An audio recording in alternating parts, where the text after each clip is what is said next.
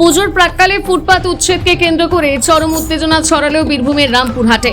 ঘটনাটি ঘটেছে ডাক বাংলাপাড়া এলাকায়। প্রশাসনের তরফে ওই অঞ্চলে পশু চিকিৎসকদের দেওয়াল লাগোয়া বসে থাকা ফুটপাত ব্যবসায়ীদের আগে উঠে যাওয়ার নোটিশ দেওয়া হয়েছিল প্রশাসনের তরফে। অভিযোগ নির্দেশ অমান্য করায় গতকাল রাতে আচমকাই বিদ্যুৎ সংযোগ বন্ধ করে জেসিপি দিয়ে দোকান ভাঙচুরের চেষ্টা শুরু হয় প্রশাসনের কর্মীরা।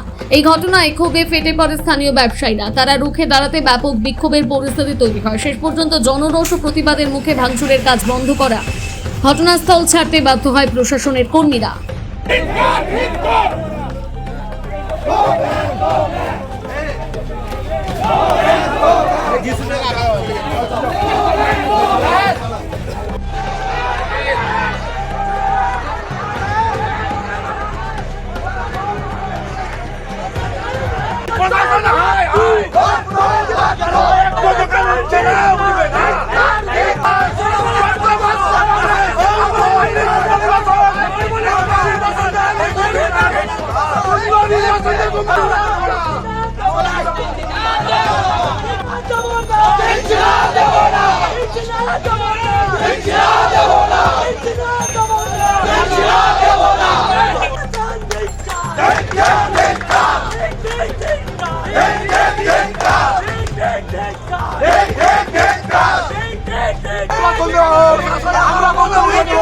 পূজার বাজারে কারেন্ট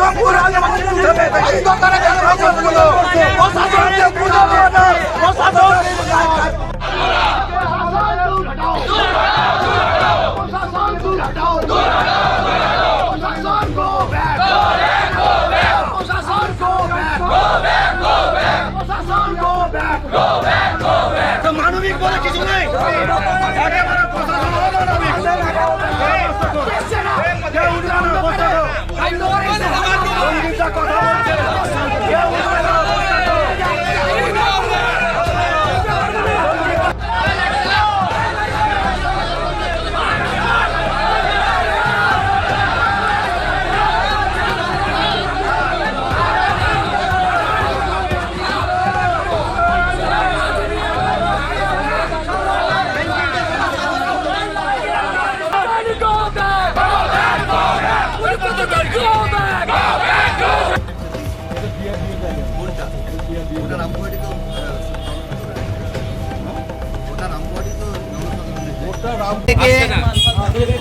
ঠিক আছে, আপনারা প্রথম থেকে সমস্ত ঘটনা দেখছেন যে 1 বছর 3 মাস ধরে কিভাবে হকারদের উপরে প্রশাসন অত্যাচার জুলুম নামিয়ে এনেছে।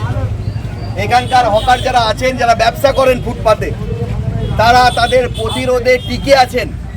আজকে হঠাৎ করে এখানকার প্রশাসন পুলিশ নিয়ে রাতের অন্ধকারে বিদ্যুৎ অফ করে, যেখানে আপনারা জানেন যে পুজোর একটা মরশুম চলছে, সকলের কেনাকাটার এই সময়, শুধুমাত্র দোকানদারদের অসুবিধা নয়, যারা কেনাকাটা করতে আসছেন এরকম পথ চলতি মানুষ, তাদেরকেও কীরকমভাবে অসুবিধার সম্মুখীন করে বিদ্যুৎ অফ করে জেসিপি এবং বুলডোজার নিয়ে কিভাবে আপনাদের সামনে দোকান ভাঙতে এসেছিলেন আপনারা দেখেছিলেন। ফলে হকারদের এবং সাধারণ মানুষের প্রতিরোধে প্রশাসন পিছু হটতে বাধ্য হলো। ফলে আজকের এই জয় সমস্ত যারা আছেন এইখানে, ফুটপাত ক্ষুদ্র ব্যবসায়ী আছেন যারা, তাদের সঙ্গে সহযোগিতা করছেন এলাকার সাধারণ মানুষ, তাদের জয়। সুতরাং এই প্রতিরোধ, এই মেজাজ নিয়ে আমাদের থাকতে হবে। মনে রাখতে হবে যে লড়াই একমাত্র আমাদেরকে অধিকার দিতে পারে।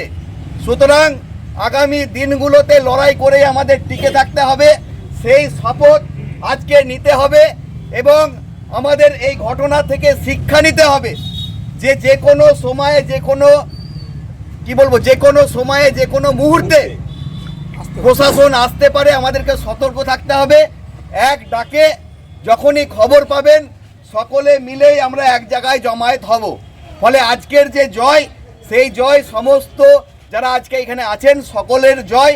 সুতরাং আজকের এই জয়ের ফলে মূলত হচ্ছে আগামী দিনগুলোকে আমাদের একটু শান্তিভাবে ব্যবসা করতে পারবো, এই আশা আমরা রাখছি।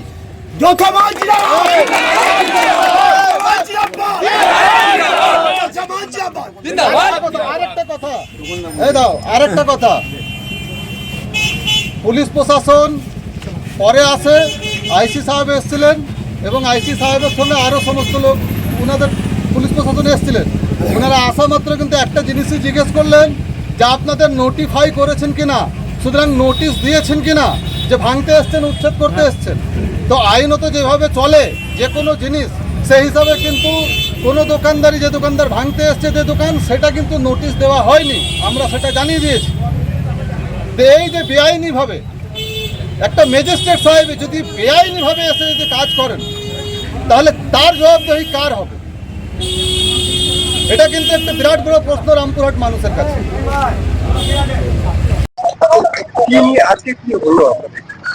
আপনারা রামপুরহাটের আমাদের সাংবাদিকরা, আপনারা মোটামুটি সব সাংবাদিকই জানেন যে গত বছর আপনার আমাদের ফুটপাত উচ্ছেদ করেছিলেন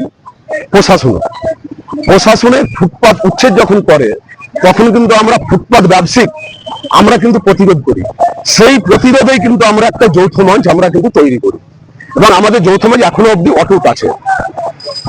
তাই আমরা যৌথ মঞ্চ মিলে যখন আমরা গত বছর আমরা প্রতিরোধ করি, সেই প্রতিরোধটা কিন্তু প্রতিরোধ করার ফলে প্রশাসন আমাদেরকে টেবিলে নিয়ে বসার একটা প্রস্তাব দিয়েছিলেন। আমরা সেই মোতাবেক আমরা এসডিও সাহেবের সঙ্গে বসেছিলাম। সেখানে উপস্থিত ছিলেন আমাদের মাননীয় বিধায়ক আশিস বন্দ্যোপাধ্যায়, আমাদের উপস্থিত ছিলেন এসডিও সাহেব। ওনাদের সম্মুখে আমাদের একটা কথা হয়েছিলেন যে আপনাদের দোকান আপনারা নিজের নিজের উঠিয়ে নিন, আমাদেরকে উন্নয়ন করতে দিন। কিন্তু আমরা বলেছিলাম স্যার, আমরা পশ্চিমবাংলারই মানুষ, ভারতবর্ষের নাগরিক, আমরা উন্নয়নের বাইরে নয়। আপনাদেরকে স্যার জেসিপি তেল নষ্ট করে আপনাদেরকে উচ্ছেদ করতে হবে না, আমরা নিজে নিজে উঠিয়ে নিব। কিন্তু স্যার আপনাদের প্রতিশ্রুতিটা কি?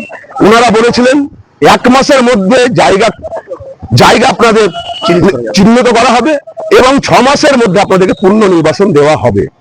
সেই মোতাবেক কিন্তু আমরা যৌথ মঞ্চ আমরা কিন্তু ওনাদের কথা মেনে বা ওনাদের কথা মাথায় রেখে ওনাদেরকে সম্মান জানিয়ে আমরা কিন্তু পিছু চলে এসেছিলাম। তারপরে আপনারা জানেন যে আমরা এসডিও সাহেবকে, আমরা চেয়ারম্যান সাহেবকে অনেকবার আমরা ডেপুটেশন দিয়েছি, অনেকবার মিছিল করেছি, আপনারা সেই ছবি করেছেন, সেই সংবাদ আপনারাও চালিয়েছেন, কিন্তু কোনো ফল হয়নি। গত আগস্ট মাসের 8 তারিখে আমি যৌথ মঞ্চের তরফ থেকে আমাদের বিধায়ক সাহেবের কাছে পার্টি অফিসে গেছিলাম। উনি বলেছিলেন যে আপনাদেরকে 11 তারিখ ডেট দেওয়া হলো শুক্রবার 11:30টার সময়। আমি বলেছিলাম স্যার কোথায় আসবো? উনি বলেছিলেন পার্টি অফিসে। আমি বলেছিলাম স্যার কোন টাইমে আসবো? শুক্রবারের দিন স্যার। উনি 11:30টায় আসবেন। আমি বলেছিলাম স্যার কতজন আসবো? উনি বলেছিলেন যতজন আসতে পারেন।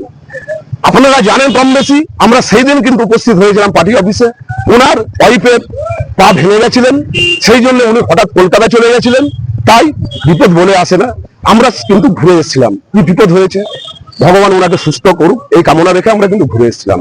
কিন্তু উনি ফিরে আসা পরেও ওনার প্রিয়ের কাছ থেকে বা উনি কাউরের কাছ থেকে একবার আমাদের যৌথ মঞ্চের তরফ থেকে বা আমাদেরকে একবার উনি কিন্তু কোনো বার্তা পাঠাননি যে এই নেক্সট ডেটটা তোমাদেরকে দিলাম, আমি থাকতে পারিনি এই অসুবিধার জন্য। তারই সেই হিসাবে আমাদের 14 মাস অতিক্রম হয়ে গেছে। আমরা কিন্তু সামনে শারদীয়া উৎসব, আমরা পুজো বাজারে আমরা কিছু করতে পারি, 2 পয়সা ইনকাম হয়। গত বছর আমাদের কিছুই হয়নি, আমরা জামা প্যান্ট বাচ্চাদের করতে পারিনি। সেই জন্য অস্থায়ী ভাবে একটুকু সামান্য ত্রিপল টাঙিয়ে, একটুকু সামান্য উপরে ছাউনি দিয়ে আমরা কিন্তু কিছু মাল এনে কিন্তু রেখেছি, কি বিক্রি করে 2 পয়সা হবে, আমাদের ছেলে পেলে 2টো জামা কাপড় কিনতে পারবো। আজকে হঠাৎ প্রশাসন, সমস্ত প্রশাসন মিলে হঠাৎ দেখছি একটা বড় জিসিপি আর একটা সোরের মতো লম্বা কি গাড়ি, আমি 2-3বার দেখলাম, জানি না, আমি নাম জানি না, আমরা নাম জানলে হয়তো ফুটপাতে বসে থাকতাম না। তারপরে একটা ফাঁকা একটা ট্র্যাক্টর নিয়ে এসে হঠাৎ বিদ্যুৎ সংযোগ করে, বিদ্যুৎ বিচ্ছিন্ন করে এসে হাজির। কোথায় হাজির? আমাদের শামসের ভাই একটু দোকানটাতে লাগিয়েছে, কি একটু রং করেছে আর একটু সামান্য উপরে টিনের ছাউনি দিয়েছে। কি জল পড়ছে আপনারা জানেন, গভীর ভাবে আমাদের নিম্নচাপ চলছে এখনো অব্দি, আগামী কালো মনে জল হবে তাই বলছি। সেই জন্য এই অমানবিকতা, এই অমানবিকতা প্রশাসনের, সেই জন্য আমরা আজকে গর্জে উঠেছিলাম। এবং আমাদের আইসি সাহেব প্রস্তাব দিলেন যে আমরা এইভাবে নয়, চিৎকার চেঁচামেচি করে নয়, আমরা আপনাদেরকে নিয়ে টেবিলে বসবো, আজকে আমরা কিছু করছি না, আমরা চলে যাচ্ছি, আপনারা নিজে নিজে চলে যান। তা ওনার প্রতি আমরা ভরসা রেখে বা ওনাকে সম্মান জানিয়ে আমরা বললাম স্যার আপনারা যেদিন ডাকবেন আমাদের যৌথ মঞ্চ সেই দিনই হাজির হবে। এই বলে ওনারা চলে গেলেন, আমরা আমাদের বিক্ষোভ আমরা তুলে নিলাম। ওনারা এখানে এসে আলোচনার মাধ্যমে ওনারা ফেরত গেলেন, মানে আমাদের জোরে বলছি না, ওনারা আলোচনার মাধ্যমে গেলেন যে আমরা এই বিষয় নিয়ে উপর মহলে কথা বললাম, আপনাদেরকে নিয়ে টেবিলে বসবো, সেই জন্য আপনাদেরকে আমরা এখন চলে যাচ্ছি, আপনারা চলে যান। ওরা এসছিলেন উচ্ছেদ করতে অ্যাকচুয়ালি, সেটা কিন্তু আমরা প্রতিরোধ করেছি। স্যার উচ্ছেদ হতে দেবো না, দরকার নিজের গায়ে কেরাসিন তেল আগুন লাগিয়ে দেবো, কিন্তু দোকান উচ্ছেদ করতে দেবো না। আমাদেরকে পূর্ণ নির্বাচন দেওয়া হোক, আমরা সঙ্গে সঙ্গে 8 ঘন্টার মধ্যে সব দোকান খালি করে দেবো। আমরা কথা দিচ্ছি যৌথ মঞ্চের তরফ থেকে, আমি একটা সদস্য, আমি কথা দিচ্ছি। আমার নাম টোকন শেখ।